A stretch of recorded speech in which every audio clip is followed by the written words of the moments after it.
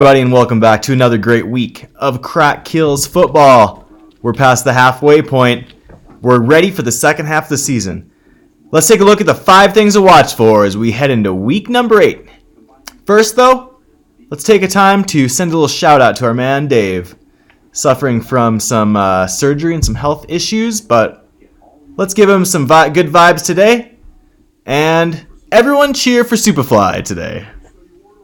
Sorry, cops. Quick hit number 1. CMC. After a week of rest, Christian McCaffrey makes his debut in a new home and a new team, the highly trained Apes. He has been by far the league's best player through 7 weeks. And is he the missing link on this Apes team? We'll see.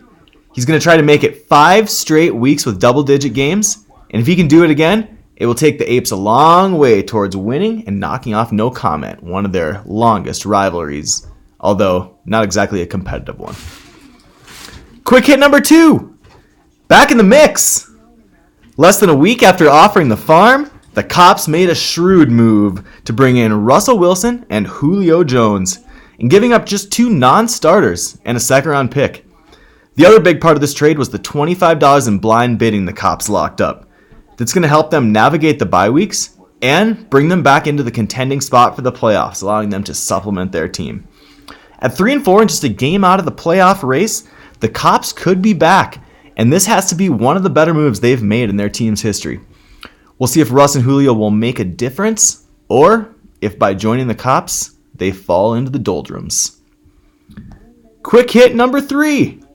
Hot Quan. After dropping 2 straight to start the season, Quan looks to make it 6 in a row this week against the Tinfoil Kings. He also gets St. Drew back today, but you can bet that he's going to be watching today's game through gritted teeth, hoping that it's a healthy reintroduction of their star quarterback. With some help and a win, Quan could sit in sole possession of first place following today's game. Quick hit number 4. Business Bowl. AB and UB face off again in another year of the Business Bowl. Unfinished Business has had a rough start, starting at just 2-5 and in serious trouble of missing the playoffs. They may be down, but they're not quite out of it yet. On the other hand, All Business is still trying to overcome the loss of their first-round pick, Antonio Brown, and a lack of performance from some other players. Whenever these two business squads get together, it's usually a good game. UB really needs a win today to try to get back in the mix. All Business with the win at going 4-4 is very much back in the playoff picture. Everyone will be watching the Business Bowl today as it's the only meeting of these two teams this year unless they meet in the playoffs or shit bowl. Quick hit number 5. Bouncing back. The great Tinfoil Kings franchise put up only 38 points in Week 7 after 2 straight high scores.